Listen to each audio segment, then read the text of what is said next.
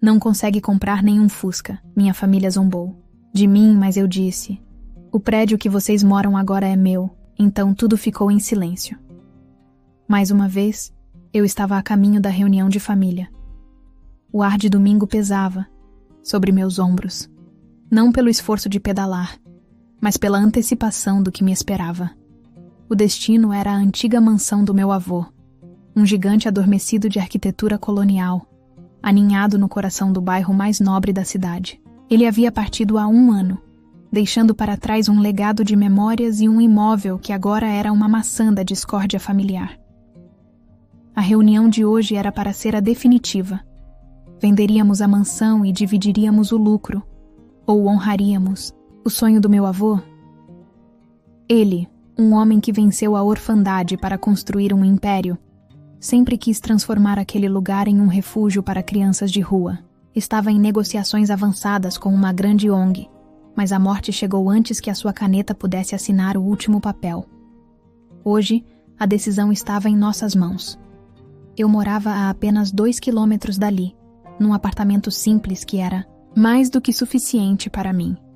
Por isso, e pela óbvia falta de um carro, cheguei de bicicleta. Ao entrar pelos portões de ferro forjado, senti o contraste de forma quase física. Minha bicicleta, uma companheira fiel e um pouco arranhada, parecia uma plebeia perdida na corte real. Estacionei-a cuidadosamente ao lado de uma fileira de BMWs reluzentes e Porsches que pareciam rosnar em silêncio para a minha modesta presença. Meus parentes já estavam reunidos no amplo jardim da frente. O som de suas risadas flutuava no ar, cristalino e cortante. Ao me verem, as risadas mudaram de tom, adquirindo uma ponta de zombaria que eu conhecia bem. "Olha só quem chegou! A nossa atleta da família!" gritou meu primo Ricardo, erguendo sua taça de champanhe. Sua esposa, Patrícia, me olhou de cima a baixo, um sorriso fino nos lábios. "Que admirável, Ana! Tão ecológica." Eu forcei um sorriso. É um bom exercício, e o dia está lindo. Mas minhas palavras se perderam na brisa. Eles já haviam voltado para suas conversas sobre viagens a Dubai, a nova lancha do tio Afonso e a dificuldade de encontrar um bom decorador para a casa de praia. Grupos se formavam na varanda, na sala de estar com seus móveis cobertos por lençóis, brancos e no jardim onde meu avô costumava podar suas rosas. Tentei me aproximar de um grupo onde minha tia Joana falava animadamente, mas assim que cheguei, o assunto morreu. Um silêncio constrangedor se instalou, até que alguém comentou sobre o clima. Eles eram minha família. O mesmo sangue corria em nossas veias, mas éramos estranhos. Nossos mundos não se tocavam. O deles era feito de aparências, de status, de posses. O meu era construído sobre os valores que meu avô me ensinou: simplicidade, trabalho duro e a convicção de que o valor de uma pessoa não está no que ela tem, mas no que ela é. Enquanto eles socializavam, caminhei sozinho pela casa. Passei os dedos pela poeira que cobria o piano de cauda do meu avô. Lembrei-me dele sentado ali, tocando melodias suaves, enquanto eu, pequena, deitava a cabeça em seu colo. Cada cômodo guardava uma memória, um eco de sua risada, um fantasma de sua sabedoria. "Nunca se esqueça, minha neta", ele me disse, uma vez: "a casca pode ser bonita, mas é o fruto que alimenta. Cuide do seu fruto." Eles só viam a casca. Para eles, esta mansão não era um santuário de memórias, ou a chance de realizar um sonho nobre. Era apenas um ativo. Um prêmio a ser liquidado. E eu, com minha bicicleta e meu apartamento alugado, era a prova viva de tudo o que eles desprezavam. Eu era o fracasso que se recusava a seguir o roteiro da família. "Pessoal, por favor, vamos todos para a sala de jantar. A mesa está pronta para começarmos." A voz de meu tio Mauro, o filho mais velho e autoproclamado patriarca desde a morte do meu avô, soou com uma autoridade que ele não possuía, mas que exercia com gosto. Lentamente, os grupos se dissolveram e todos se dirigiram para a longa mesa de mogno, ainda imponente sob a camada de poeira. Os lençóis haviam sido retirados apenas ali, um gesto simbólico para a última ceia da família naquele lugar. Mauro sentou-se na cabeceira, o lugar que sempre fora de meu avô. Ao seu lado, sua irmã, minha tia Joana. Eles eram os únicos filhos, a descendência direta. Eu era filha da irmã mais nova deles, falecida há muito tempo junto com meu pai em um acidente de carro. Eu era a única representante daquele galho, da árvore genealógica. Assim que todos se acomodaram, Mauro pigarreou, um som pomposo que encheu o silêncio. Bom, obrigado a todos por virem. Serei breve e direto como o papai gostaria. Uma mentira deslavada. Meu avô adorava uma boa história, uma longa conversa. Joana e eu estivemos conversando com corretores e advogados. Já temos uma proposta excelente pela mansão. Uma construtora quer comprar o terreno para erguer um condomínio de luxo. O valor é excepcional. Um burburinho animado percorreu a mesa. Primos se entreolharam com sorrisos gananciosos. Os olhos brilhavam com cifras imaginárias. Então convoquei esta reunião apenas para comunicar a nossa decisão. A mansão será vendida, concluiu Mauro, como se estivesse anunciando o tempo. O burburinho se transformou em murmúrios de aprovação. Mas o ar em meus pulmões pareceu congelar. Espera um pouco. Minha voz saiu mais firme do que eu esperava. Todos os olhos se viraram para mim. Que decisão? Mauro me olhou com condescendência. A nossa decisão, Ana. Minha e de Joana. Como assim? Insisti, levantando-me lentamente. Eu também tenho parte nisso. Meus pais faleceram, então a parte que seria da minha mãe é minha por direito. A decisão precisa ser de nós três. Um riso baixo e debochado escapou dos lábios de Joana. Ah, querida, não se preocupe com isso. É claro que daremos a sua parte. Não somos monstros. Você receberá seu quinhão. Pode ficar tranquila. Não é disso que estou falando. Retruquei, sentindo o sangue começar a esquentar. Eu não quero a minha parte. Eu quero que o desejo do vovô seja cumprido. Ele queria um orfanato aqui. Mauro bufou, revirando os olhos. Pelo amor de Deus, Ana. Papai estava velho, fora de si. Doar um patrimônio desses é um absurdo, uma ideia de um homem que já não raciocinava direito. Ele estava perfeitamente lúcido. Defendi, minha voz subindo um tom. E era o sonho dele. Ele passou a vida inteira planejando isso, uma forma de retribuir a sorte que teve. Sorte? Mauro riu, um som seco e sem humor. Foi trabalho duro. E eu não vou permitir que o fruto do trabalho dele seja entregue de mão beijada para um bando de ninguém. Este patrimônio é nosso. É da família. Então a família deveria votar, eu disse, olhando para os rostos ao redor da mesa, buscando um pingo de apoio. Que todos aqui decidam.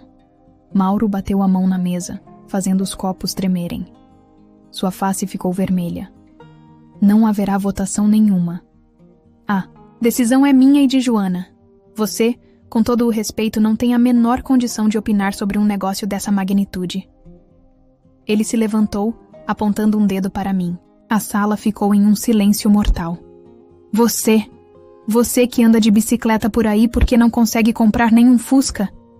A frase foi cuspida, cada palavra carregada de desprezo. Nós temos nossas vidas, nossas empresas, nossos bens. Todos aqui são pessoas prósperas. Você é uma pobre coitada que vive de aluguel e se recusa a aceitar a ajuda da família. Que moral você tem para dizer o que é melhor para este patrimônio? Você não é exemplo de prosperidade, Ana. Você é um exemplo de fracasso. Por isso, você não saberá tomar a melhor decisão. O silêncio que se seguiu foi mais doloroso que o grito. Senti os olhares de todos sobre mim. Alguns com pena. A maioria com um ar de ele tem razão. As palavras dele ecoaram na sala. Não consegue comprar nenhum Fusca. Era a materialização de tudo o que eles pensavam de mim, dito em voz alta para que todos ouvissem. Senti uma lágrima queimar no canto do meu olho, mas a engoli com fúria. Eles não me veriam chorar. Respirei fundo, 1, 2 vezes. O ar parecia denso, pesado com a humilhação. Eu esperava que fosse difícil, mas não que a crueldade fosse tão explícita. A raiva borbulhava dentro de mim, uma lava quente querendo explodir. Mas lembrei-me novamente do meu avô. A cabeça quente cozinha o cérebro, minha neta. Pense, frio. Eu precisava ser fria. Cirúrgica. Tio, comecei, minha voz surpreendentemente calma. Você fala de prosperidade, mas me diga, que prosperidade é essa que depende da venda desesperada do último grande bem que o vovô nos deixou? Mauro franziu a testa, pego de surpresa pela minha serenidade. Não é desespero, é oportunidade. Oportunidade? Sorri um sorriso que não alcançou meus olhos. Vocês todos moram em apartamentos de luxo no edifício Legado, um prédio que meu avô construiu e deu uma unidade para cada filho e neto, para que sua família nunca passasse por necessidade. Mesmo com essa segurança, com esse teto garantido, vocês ainda querem mais? Ainda precisam destruir o sonho dele por mais dinheiro? O julgamento nos olhares deles se intensificou. Sim, quase todos moravam lá, no imponente prédio de 23 andares que era um marco na cidade. Os poucos que não moravam, como alguns primos mais novos, alugavam seus apartamentos, garantindo uma renda gorda todo mês. Era um presente de valor incalculável, uma base sólida sobre a qual eles deveriam ter construído suas vidas. Já basta, rosnou Mauro, a paciência esgotada. O assunto está encerrado. A mansão será vendida, e você vai calar a boca e aceitar. Ou pode abrir mão da sua parte e voltar para a sua vidinha medíocre. Aquele foi o empurrão final. Cheguei ao meu limite. Com um movimento lento e deliberado, coloquei minha bolsa sobre a mesa. Abria e tirei de dentro um envelope pardo. Todos os olhos seguiram minha mão. Eu não acho que o assunto esteja encerrado, falei, tirando um documento do envelope. Antes de falecer, meu avô deixou um testamento. Nele, expressa clara e inequivocamente seu desejo de que esta mansão e seu terreno fossem doados à ONG para a construção do orfanato. Coloquei o papel no centro da mesa. Esta é uma cópia, claro. A original está com meus advogados, sendo validada. Mas eles já me adiantaram o resultado. O testamento é legal e será aceito. Mauro pegou o papel com as mãos trêmulas. Seus olhos correram pelas linhas, seu rosto passando de vermelho para um branco pálido. Joana se inclinou para ler, a boca aberta em um ó silencioso. Intrometida, sibilou Mauro, amassando a cópia na mão. Sempre se metendo. Onde não é chamada. Eu mantive minha postura, minha voz calma, mas cortante, projetada para que todos na sala ouvissem. Mas vamos supor o pior, para vocês. Mesmo que o testamento seja aceito, a lei brasileira protege os herdeiros necessários. Isso significa que apenas metade do valor do imóvel pode ser doado. A outra metade, legalmente, seria dividida entre os herdeiros diretos, você, tia Joana e eu. Vi um brilho de alívio e ganância voltar aos olhos de Mauro. Metade ainda era muito dinheiro. Ele se recompôs, um sorriso torto surgindo em seus lábios. Bom, então parece que chegamos a um acordo. Metade já é. Mas a pergunta é... Interrompi e minha voz baixou, tornando-se quase um sussurro conspiratório. Será que metade do valor desta mansão será suficiente? A expressão dele congelou. Suficiente para quê? Para pagar as dívidas que vocês têm, não é mesmo? O silêncio que caiu sobre a sala desta vez foi diferente. Não era de zombaria. Era de choque puro e absoluto. Vi primos se entreolhando, confusos. Vi minha tia Joana arregalar os olhos, o pânico começando a despontar em sua face. Eu sei de tudo. Continuei, meu olhar fixo em Mauro. Sei que o edifício Legado, o porto seguro que o vovô deu a vocês, está com uma inadimplência. Recorde. Sei de condomínios atrasados há meses, de contas de IPTU acumulando juros, de avisos de corte de energia. Sei também que vocês, tio Mauro e tia Joana, pessoalmente, acumulam milhões em dívidas com bancos e agiotas. Empréstimos feitos para sustentar um estilo de vida que vocês não podem mais bancar. É por isso que estão tão desesperados para vender esta mansão, não é? Não por oportunidade, mas por pura necessidade de estancar a sangria antes que o castelo de cartas desmorone. Mauro me encarava, os olhos esbugalhados, o queixo caído. Ele parecia ter envelhecido 10 anos em 10 segundos. Como você sabe de tudo isso? Ele gaguejou, a voz um fiapo. E então eu desferi o golpe final. O golpe que eu guardara por tanto tempo. A verdade que eu construíra em silêncio, enquanto eles riam de mim. Eu sei de tudo isso, tio, falei. E pela primeira vez, permiti que um pingo de aço entrasse na minha voz. Porque todo mês, o relatório de inadimplência do edifício legado chega diretamente na minha mesa. Eu sei de cada conta não paga, de cada apartamento em risco. Eu sei porque, antes de o vovô falecer, percebendo a má gestão que viria, ele me fez uma proposta. E com o dinheiro que eu juntei trabalhando e investindo desde os meus 18 anos, eu aceitei. Fiz uma pausa, olhando para cada rosto chocado ao redor da mesa. Eu sou a dona do prédio onde vocês moram. Antes de meu avô falecer, eu comprei todo o prédio dele. O silêncio que se seguiu foi absoluto. Arrebatador. Não se ouvia uma respiração. O mundo pareceu parar de girar. A única coisa que se movia era a poeira dançando nos feixes de luz que entravam pela janela. O prédio que eles chamavam de lar, a base de sua arrogância, o último presente de seu pai. Era meu. O choque na sala era palpável, uma entidade física que sugava todo o ar. Rostos que antes me olhavam com desprezo, agora me encaravam com uma mistura de incredulidade, pânico e um pavor crescente. Foi meu primo Ricardo, o mesmo que zombara da minha bicicleta, quem quebrou o silêncio. Isso é impossível, ele disse a voz estridente. Como você teria dinheiro para comprar um prédio daquele porte?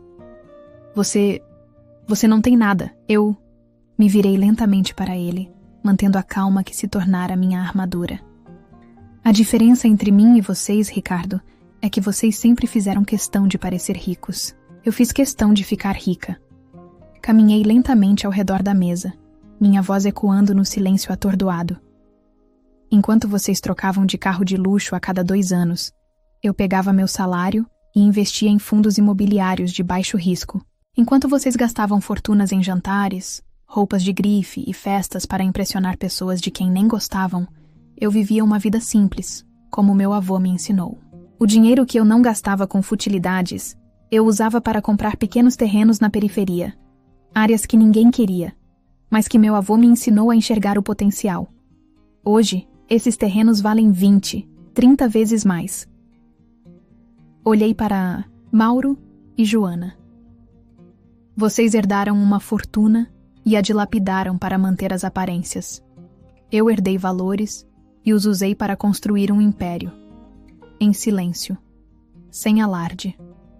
Porque para mim, a segurança e a liberdade que o dinheiro proporciona sempre foram mais importantes do que os símbolos de status que ele pode comprar. Meu avô viu isso.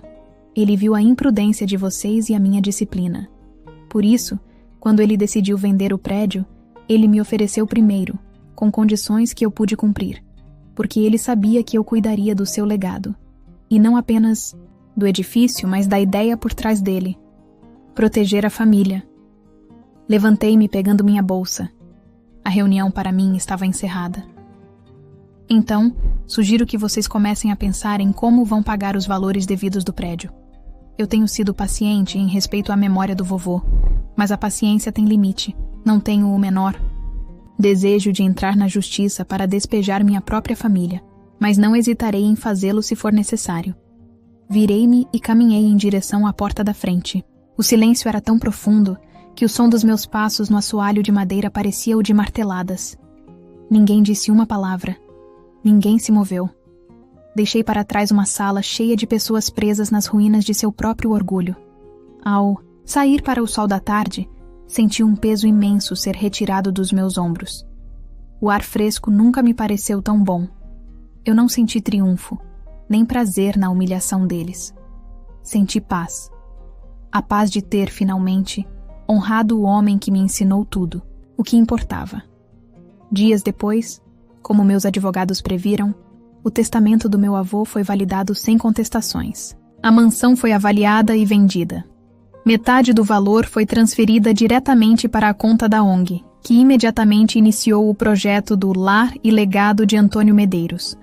A outra metade foi dividida em 3 partes iguais entre mim, Mauro e Joana. Recebi a notificação da transferência no meu celular. Olhei para o número com seus muitos zeros e, sem hesitar, transferi cada centavo para a ONG. Eu realmente não precisava daquele dinheiro. Meus tios não tiveram o mesmo luxo. A parte deles foi como um copo d'água para quem está morrendo de sede no deserto. Ajudou, mas não resolveu. Eles tiveram que vender seus carros de luxo. As joias de minha tia foram a leilão. A lancha, a casa de praia, tudo o que era supérfluo e que definia a identidade deles foi liquidado para cobrir o rombo que eles mesmos cavaram. Meus primos, vendo o destino dos pais e percebendo que a fonte havia secado, seguiram o mesmo caminho, vendendo seus próprios carros e bens para quitar as dívidas que também haviam acumulado. O edifício legado viu uma debandada de Porsches e BMWs, substituídos por carros mais modestos. E pela primeira vez em anos, os pagamentos do condomínio começaram a chegar em dia. Quanto a mim, continuei minha vida. Continuei no meu apartamento simples, porque eu gostava dele. Continuei a encontrar alegria nas pequenas coisas. O dinheiro que guardei e investi não era para ostentação, mas para me dar a liberdade de viver sem medo, de viajar para lugares que eu queria conhecer, de ter experiências, não coisas. E o carro? Bem, eu não comprei um Fusca. Algumas semanas depois comprei um carro. Um modelo simples, popular, mas confiável e econômico. Um carro bom o suficiente para me levar em viagens curtas nos fins de semana, para explorar as cidades vizinhas e as praias mais distantes. Um carro que me servia, e não um que eu precisava servir. Enquanto eu dirigia pela primeira vez na estrada, com o vento no rosto e uma sensação de leveza no peito, eu sorri. Eles zombaram que eu não podia comprar nenhum Fusca. Mal sabiam eles que eu podia comprar a fábrica inteira. Mas no fim das contas, tudo o que eu sempre quis foi a liberdade de escolher meu próprio caminho. E essa eu finalmente tinha conquistado.